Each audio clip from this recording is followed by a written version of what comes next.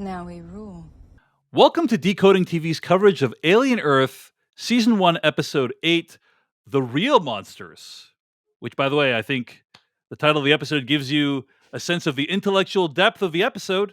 Patrick Klepek.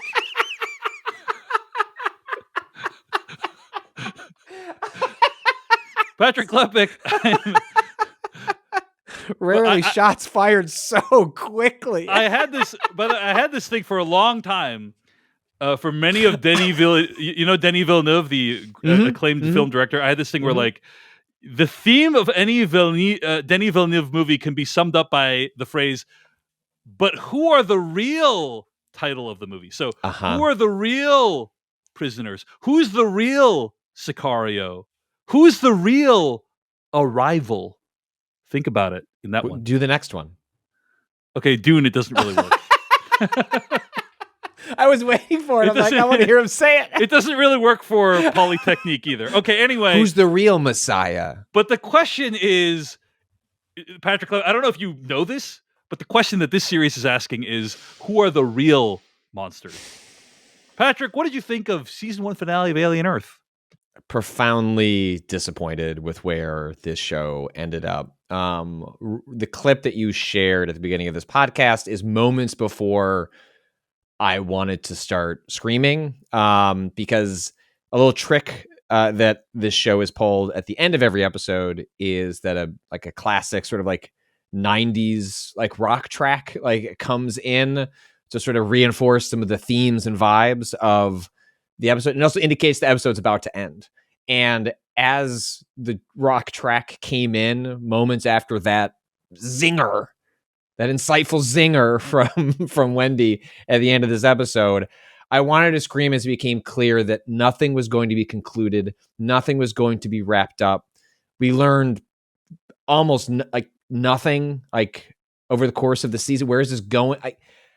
I am profoundly frustrated with this show, especially getting to the end, the really smug cut to black, and the sense that I exist in a world in which where this thread is picked up is 2.5 to 3 years from now. And that is a devastating place to be with a show that ultimately feel like it had very little to say by the end. I was very happy to raise questions, but I think ultimately in its concluding episodes of this season revealed a shallowness to want to engage or answer them. And ultimately it was just a show about kind of smashing some action figures together. And I don't think it did that part all that well, with the exception of an episode where you remade one of the greatest films of all time, horror or otherwise. That's not a good place to be by the end of the show. So I was frustrated. I was disappointed. I expected more. I won't go as far as to say I won't watch the second season. I'm a sucker. You give me 2.5 years, I will rationalize watching another 8 episodes of a Xenomorph television show. But I should probably know better, because I don't think this show earned it by the end. Yeah, I think this finale was a unmitigated disaster. We have spent a lot of time on the Decoding TV podcast discussing how TV creators have to know better by this point. And specifically Noah Hawley, who, by the way, creates self-contained seasons of television for Fargo. Like, he knows how to end a story. He knows that, hey, we're not going to come back to these characters. And if we do, it's going to be years. So let's wrap up this story before the show ends.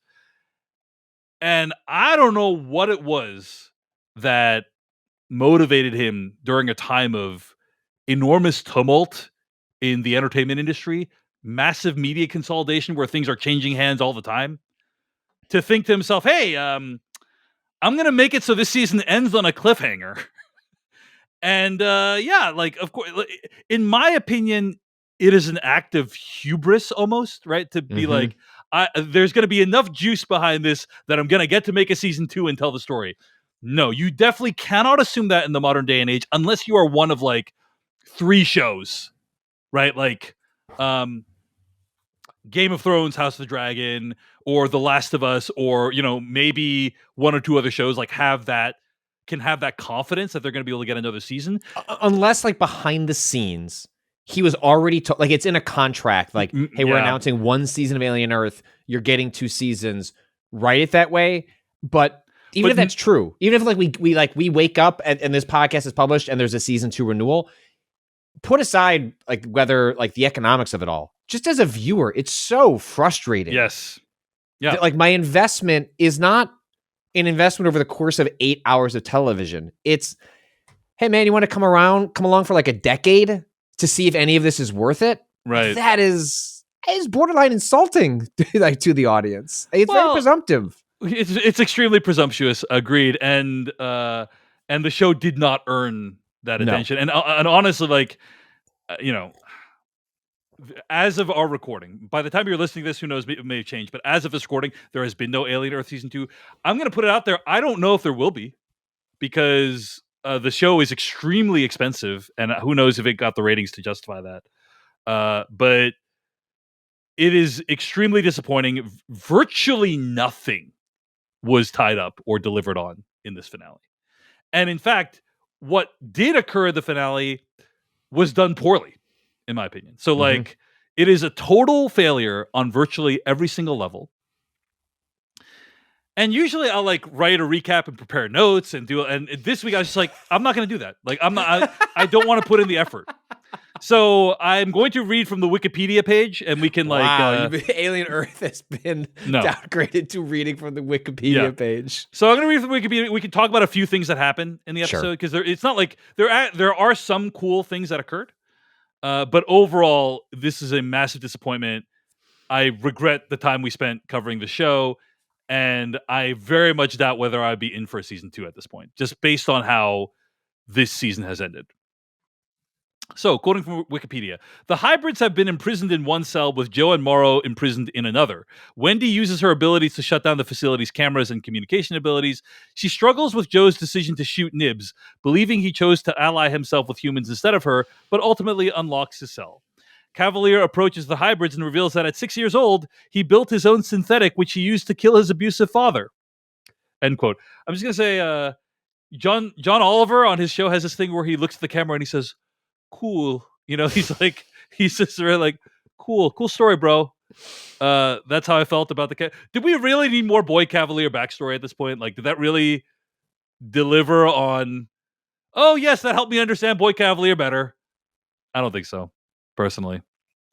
The reveal of the kind of like the bodyguard type being a android synth. I get my terms confused. Synth. I think he's a synth. Yeah.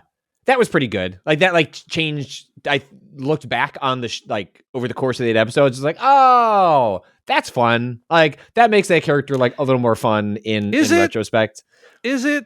And okay, so we haven't even gone to that. Also, built him at 6. Can we, like, no, Hawley, when's the last time you were around a 6-year-old? Not realistic. Not realistic. Wendy unlocks their cell. Nibs kills Cavalier's bodyguard and Cavalier flees. Morrow pursues Kirsch to the lab and attacks him. Kirsch is badly damaged, but ultimately chokes Morrow unconscious. Smee and Slightly arrive in the lab and they incapacitate both Kirsch and Morrow while Nibs captures Dame. End quote. So I will say it was fun seeing Morrow fight Kirsch. That was awesome, right? Yeah, but like this entire season of television, in some ways, has been teasing and predicated on Kirsch has a plan. Kirsch is allowing things to happen. Mm-hmm. Kirsch, the jump could not be gotten on him. Kirsch has some sort of something that's going to be revealed by the end. But what if Patrick Morrow just showed up all of a sudden, like surprised him, right? Like then he can't do shit. I can't. Right? I can't. I want like cool fight scene, like both actors. It's always neat in the Alien series to watch one of the like the white blood like come out of the mouth. Like, it's cool every time. But the Kirsch stuff feels, the show knows what the answer is and is just being purposely obtuse to save it for another season rather than like giving any sort of resolution or insight into his motivations over the course of this season. And you cannot lay that much groundwork over the course of the season. Well, I guess you could, because it does that with every other part of the show. So it's clearly part of a plan, but I found that so frustrating because I felt like Kirsch was going to be the thing that sort of tied all of this together. Was like, oh, actually, there was the real puppet behind the scenes was not the boy genius, but it was like, one of his lackeys. And that's how I feel. Yeah. Meanwhile, Adam lures Joe to Cavalier's room and locks him in with the eye creature. Wendy arrives to save him and fights Adam, who reveals himself as a synthetic, allowing Wendy to control his motor functions. Now, end quote. Now, Patrick, you said that was a cool reveal. On some level, it was cool.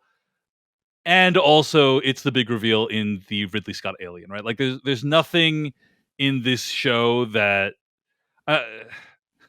the stuff that we think is the best parts of the show is stuff that's similar to Alien, right? But she's got cool, like, comic book powers, right? Like, she can flick her finger and swipe through. Now, how does that work? Don't worry about it. Don't worry about it. Like, what is her power set? Don't worry about it. Don't worry about it. This is so... And the thing is that... Did you know that she can speak to the alien across the island? She can speak to like, the she alien. Can go...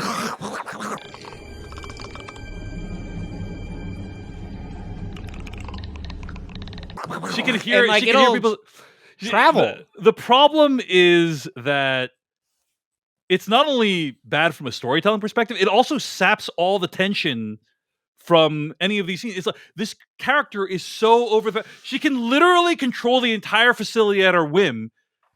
There is no tension that anything bad is going to happen to these people.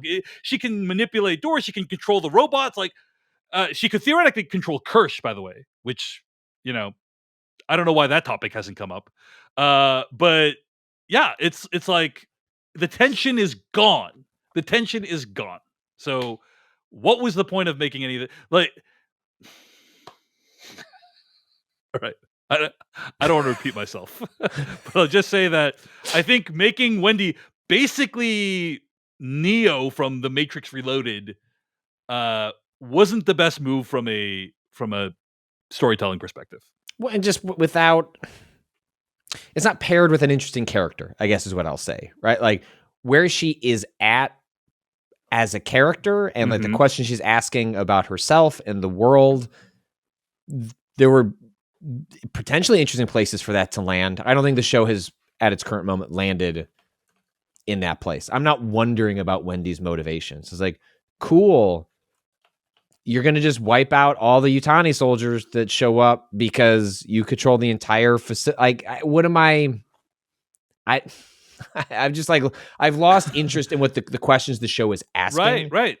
Yeah. And I think you and I were pretty on board by like the fourth episode, like a little, skeptical, but like, all right, asking the right questions. We're set in the right place. Like, could go somewhere interesting. Yeah. And the beginning of the show, the end of the show was very much like the beginning. It feels like the middle was a mirage. The middle was this just like self-indulgent, high-minded justification for the beginning and the end in a way which are like okay action sequences, right? Okay. Action sequences. Yeah. But I just expected better from the show. And absolutely.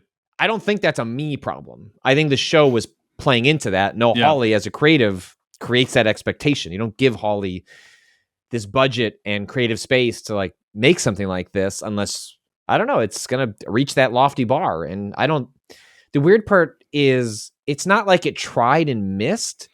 I don't think it was ever trying. Didn't even really try, at least not this season, Patrick. That's for season 2 is when the trying happens.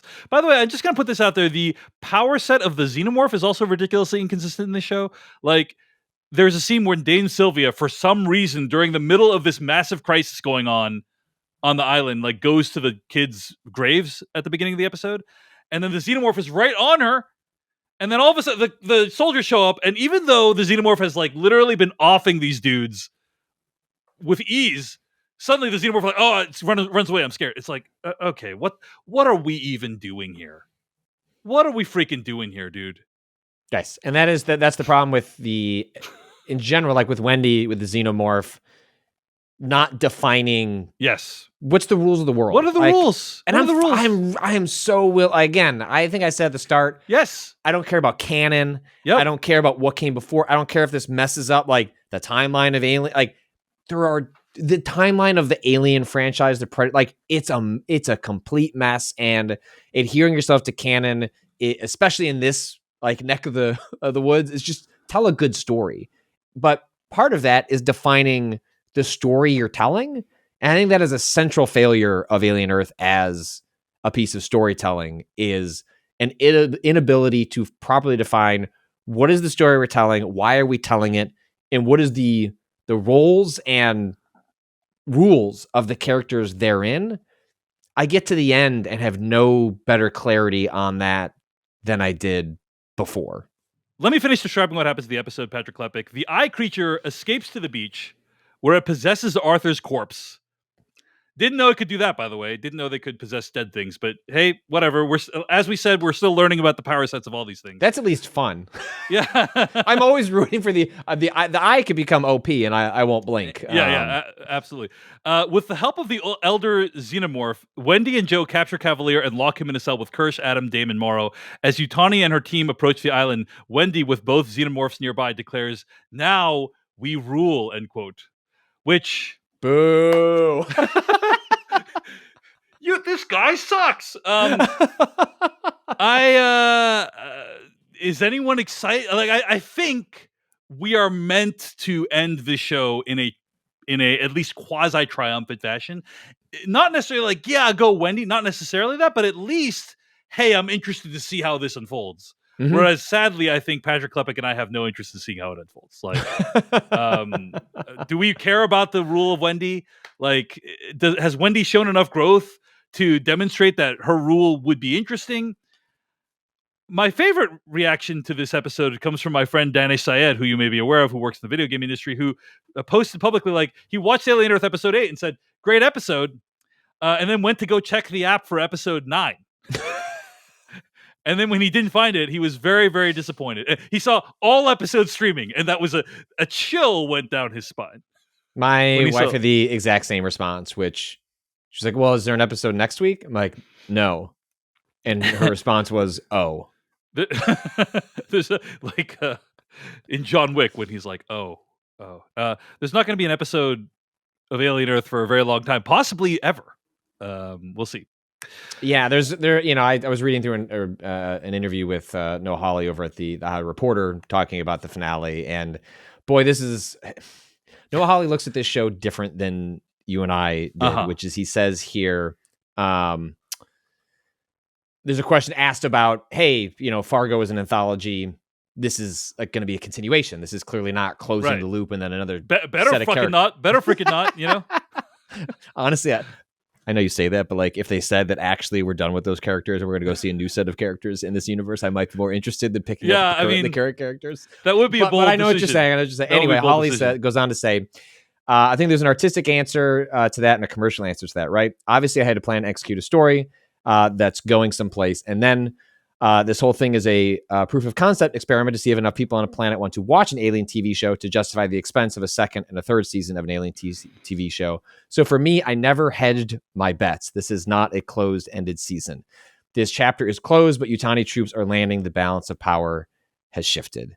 And it really just sounds like, kind of like you were talking about at the beginning, he doesn't know if a second season is coming. And like later in the interview, he makes clear, like, I won't know that answer for a couple of months. I hope to be able to make a second season of the show.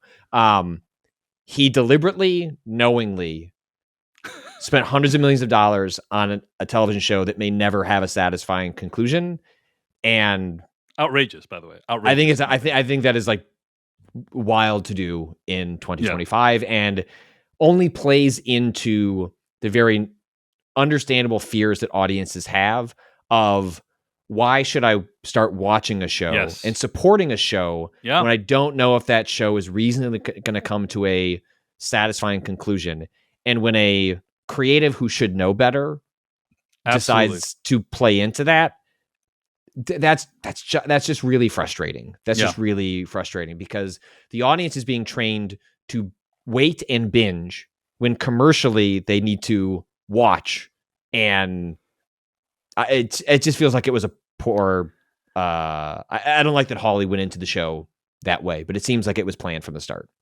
I mean, I think what you're saying is that Alien Earth is not only bad artistically, it's also bad for the ecosystem of television. I agree. That making a show without a conclusion that if I had to bet money, I would say it's never going to have a conclusion. Like that's if I had to guess. But who knows? Like the world is going to be so different in 2 years from now. I cannot possibly predict like the universe into which season 2 will emerge. But I think he makes the season 2. I think, the Hollywood Reporter interview does kind of catch Hawley in his answer, which is like he says a second and third season. He is on record saying he had a 5 season. Yeah. So I almost already get the sense. Yeah. He had a 5 season arc for Alien Earth. So I'm already getting the sense that like, now we're looking at like a 2 season, 3 season arc for the show. So I think some of that has already been taken into account, but maybe they're going to pull a Netflix's 3 Body Problem where hey, we had originally planned for a season 2 of Alien Earth, but instead it's going to be like a 4 episode. Shogun is really expensive, Mr. Hawley. It might be a 4 episode 2 season and then a movie for season 3. Like that could be something that happens. I think FX treats its creatives much like it treats HBO does. So it's very difficult for me to imagine Hawley not getting an opportunity to follow this up. You're right. You're right to be concerned about the ecosystem and the economics and just kind of the market and where things are going. Yeah. By the time this goes in, if they had a season 2, Netflix might own Warner Brothers. Like the ecosystem is clearly going to be changing in the next couple of years. I would put good money on one way or the other, Hawley getting a chance to, if he wants to, do a second season of Alien Earth. What that is, what the scope of it is, if it's 2 seasons, 3 seasons, 5 seasons, maybe that's up for negotiation, and that's part of what we determine. But I'm reasonably confident that we'll get a second season. The question is really more, should we? Not will we, honestly. Don't be so concerned about whether or not we could. Be concerned with whether or not we should. I did get a nice text from a Instagram DM from a listener who said, I watched your and Patrick's breakdown of Alien Earth episode 7, and just about every prediction you two made would have been such a better choice storytelling-wise than what actually happened in the episode. So thanks to people who are giving us. We should be running the show, basically, Patrick, is kind of the... Bring us in, consultants. Yeah. Don't do that. That's my feedback. Don't, Big Red Marker, don't do that. What should we do instead? I'm not smart. I'm just saying don't do that. Literally the opposite impulse you have. Now, okay, I want to chronicle kind of some of the big failures of Alien Earth Season 1 as we bring this conversation to a close. And by the way, decodingtv@gmail.com, let us know what you thought of the finale. I'm sure we're going to get a lot of YouTube comments from people very respectfully disagreeing with us and saying Alien Earth is of course. Great. No, I do want to say actually, to put this in context, that this show is probably in the top 50% of Alien content that's out there, right? Like, there's been a lot of bad Alien stuff that's been released over the years. If it has been released at all, like, you're lucky to get a movie every 5 to 10 years if you're an Alien fan. But we're in an Alien Assance right now. But we're in Alien Assance. We got Alien Romulus, and there's an Alien Romulus Alien sequel. Yutani stuff and the new Predator film. Like, there's actually, it's actually a pretty good time to be like. Yeah. But my point is, like, historically, it hasn't been good. And so, like, this comes out, and it's like, oh, this is actually really, even if it does have some shortcomings, in the context of the broader Alien franchise, it's not too bad. I want to give that context. Having said that, here are some of the big things that I think were missed on this show. First of all, it introduces this really fascinating idea behind, like, are hybrids human? I don't think it really does anything meaningful with that idea. It doesn't, is Wendy Hermit's sister? I don't think we really get an exploration of, like, oh, if she has all the same memories and has a lot of the same feelings, is it like, I don't think it really meaningfully explores that. You get one line from her at the end where she sort of rejects all the names that have been ascribed to her, but she doesn't explain why.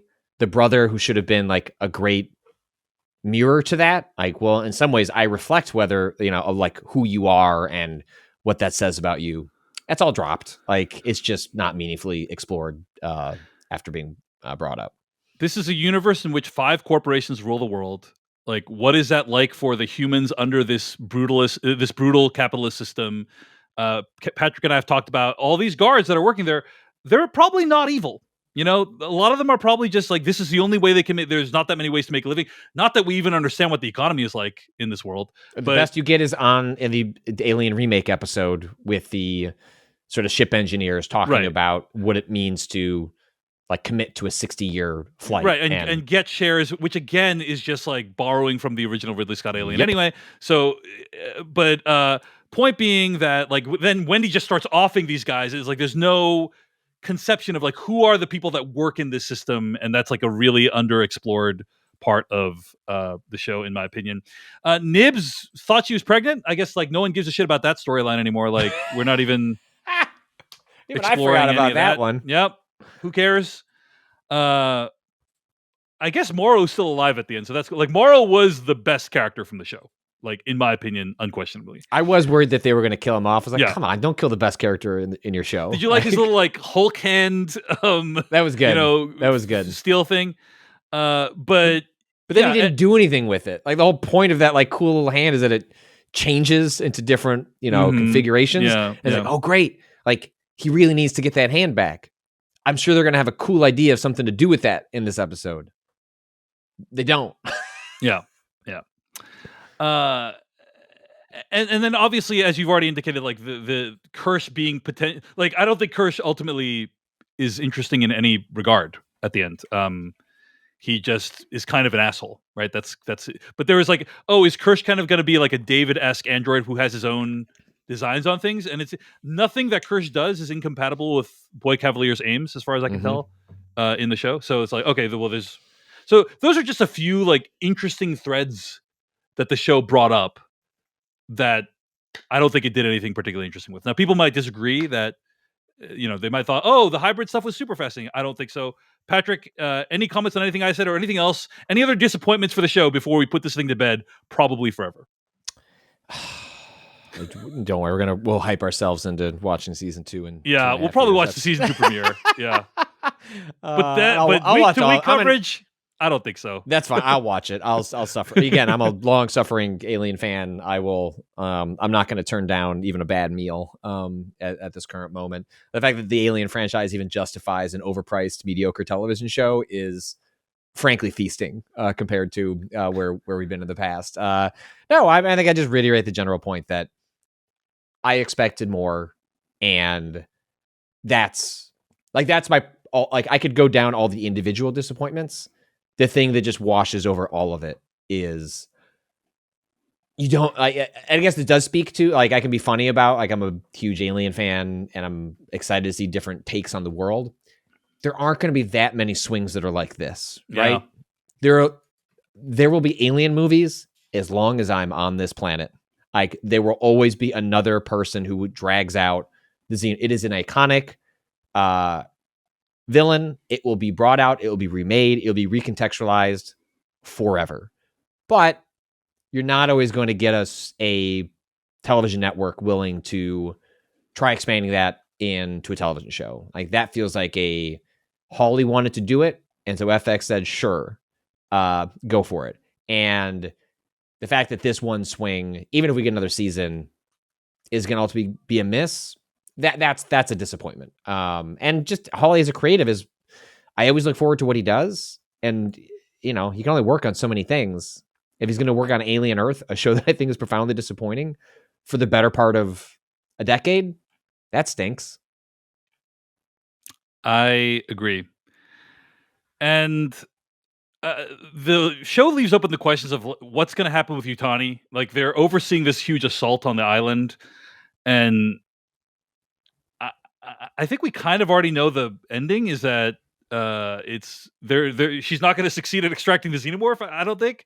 Otherwise, it wouldn't have been so important to get the xenomorph. But knows it exists, right? Space. Like I think that ends up, right. You can sort of see where things end as like due to the experiences that they will have on the island. It's holy like, shit! Activate Ash, Right. We need to go get one of our own. Like where was that ship? Like that makes sense to me. Yeah. But yeah, a lot of unanswered questions, a lot of unsatisfying storylines. Alien Earth Season 1, unfortunately, huge disappointment. It was bad, and Noah Hawley should feel at least a little bad for ending it like this. Hey everyone, David Chen here. Thank you so much for watching that video from Decoding TV. If you want to get an audio version of the show, all you got to do is go to podcast.decodingtv.com. And if you want to support what we do, get ad-free episodes of the podcast and also bonus episodes of the podcast, go to decodingtv.com and become a paid member. Of course, you can also like and subscribe for more. We appreciate it. Thanks. See you later.